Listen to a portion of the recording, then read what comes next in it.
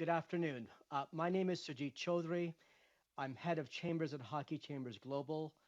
I practice constitutional law and international law both in Canada and globally.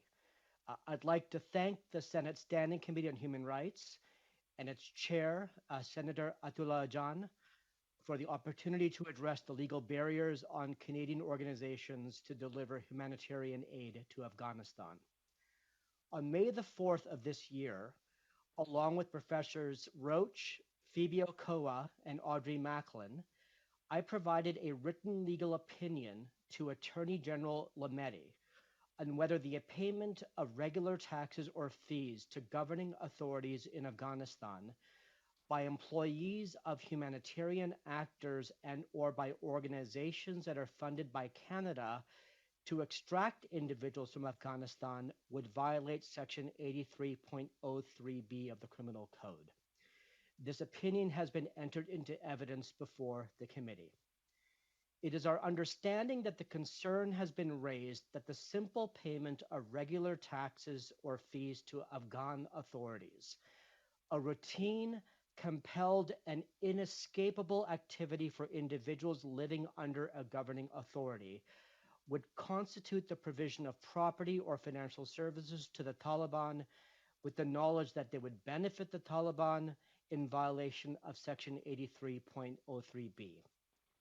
In our opinion, this conduct would not violate Section 83.03b for the following three reasons.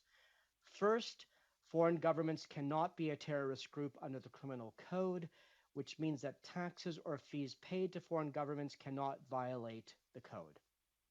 Second, if foreign governments can be a terrorist group, the payment of taxes or fees to the Taliban would not violate Section 83.03b. Third, if paying taxes or fees to the Taliban violates 83.03b, it would have the absurd consequence of rendering inadmissible to Canada precisely the Afghans whom the Canadian government has pledged to resettle under the Immigration and Refugee Protection Act. Today, I will speak to the first and third points, and Professor Roach will speak to the second. 83.03b prohibits the provision of property or financial services to a terrorist group. The Criminal Code defines a terrorist group as an entity which is a person, group, trust, partnership, or fund, or an unincorporated association or organization. A group or entity does not include governments, let alone foreign governments. The exclusion of foreign governments from the definition of a terrorist group is supported by the use of the term government in the Criminal Code. The term government refers to both Canadian and foreign governments interchangeably. The Criminal Code clearly differentiates between governments and entities that can constitute a terrorist group. It follows that taxes or fees paid to a foreign government do not violate 83.03b. The Criminal Code does not define what constitutes a foreign government. That term falls to be interpreted in accordance with its meaning under the rules of customary international law. Under customary international law, the criterion for the existence of a government is effective control and not democratic legitimacy. The question of whether the Taliban is the government of Afghanistan under customary international law is to be determined by objective criteria. These criteria include whether the Taliban are in effective control of Afghanistan, whether they enjoy habitual obedience or acquiescence of the population, whether there are any rival governments, and what dealings, if any, there are between the Taliban and foreign states. On the basis of the evidence available to us at that time, it was our opinion that the Taliban are the government of Afghanistan, and that remains our opinion. They are in effective control of Afghanistan and enjoy habitual obedience or acquiescence of a significant proportion of the population. There are no rival governments. Moreover, there have been dealings between foreign states and the Taliban. Most states no longer formally recognize foreign governments.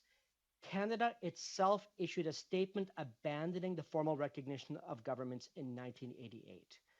Nonetheless, Canada has relied on non recognition of the Taliban as one basis for its interpretation of 8303B. I note that in October 2022, it came to light that Canadian diplomats had appropriately been interacting with the Taliban on humanitarian issues since August 2021. If Canada deals with the Taliban as a government, it follows that the Taliban is a government under the criminal code and cannot simultaneously be a terrorist group. Taxes or fees paid to it do not violate 8303B. The Canadian government has publicly committed to resettling thousands of Afghans from inside of Afghanistan because they are at risk of persecution by the Taliban. If it is correct that an individual violates 8303B by paying taxes or fees to the Taliban, vast numbers of persons in Afghanistan will breach that provision on an ongoing basis. The absurd consequence of the preferred interpretation would be that precisely the Afghans whom the Canadian government has pledged to resettle because of the risk they face from the Taliban could be inadmissible to Canada under Section 36 sub 2 sub C of IRPA, which renders inadmissible to Canada foreign nationals on the basis of criminality. Section 8303B should be interpreted to avoid this absurd result. Thank you. Thank you, Mr. Chaudhry. Professor Roach?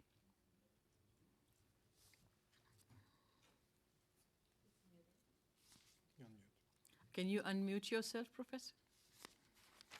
And we all make that mistake continuously too. So. Yes, you'd think we wouldn't, but we do. Thank you very much for this kind invitation.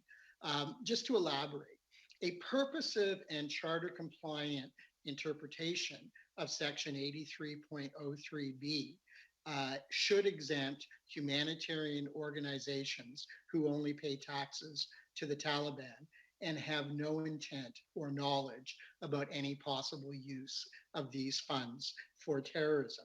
If contrary to this primary submission, I would say that Section 83.03B, if it is broad enough to capture humanitarian aid, then it should be repealed or struck down by the courts as overbroad. Section 83.03 was enacted after 9/11 to give effect to UN Security Council Resolution 1373, aimed at stopping terrorism financing of the kind that bin Laden provided to Al-Qaeda. The payment of taxes, in my view, is not the type of provision of property or financial services targeted by Section 83.02B, which is a very serious offense subject to 10 years imprisonment. Assuming that the Taliban government can be listed as a terrorist group, and my colleague has told you that it cannot, the payment of tax should not be interpreted by either the Attorney General of Canada or the courts as a form of direct or indirect provision of property or financial or other related financial services that violates the code. Moreover, it should be interpreted in light of the Supreme Court of Canada's leading decision in Khawaja that excludes conduct from the ambit of terrorism offenses that has a negligible risk of enhancing the ability of a terrorist group to carry out or facilitate a terrorist activity. Now, I recognize that Section 83.03B is wider than any of the other financing provisions used in the code. In my view, this renders the provision constitutionally suspect should it be applied to the provision of humanitarian aid. It is my opinion that courts would likely read in a terrorism-related purpose into Section 83.03B to cure its overbreadth in relation to the legitimate and intended purpose of prohibiting the intentional financing of terrorism. Such concerns should influence the exercise of the Attorney General of Canada's prosecutorial discretion and the needed pre-charge approval to lay this charge. So finally, to conclude and to reiterate, My primary position is that amendments to Section 83.03b are not needed to allow humanitarian aid in Afghanistan. In the alternative, and unfortunately it would be too late for many, specific amendments could be made to allow humanitarian aid, as has been done in Australia and the UK. However, if those alternatives were necessary, and it is our position that they are not, if you give it a purposive and charter compliant interpretation, I would also recommend that serious consideration be given to repealing Section 83.03b on the basis that it is overbroad to the legitimate purposes of preventing terrorism financing. Thank you very much.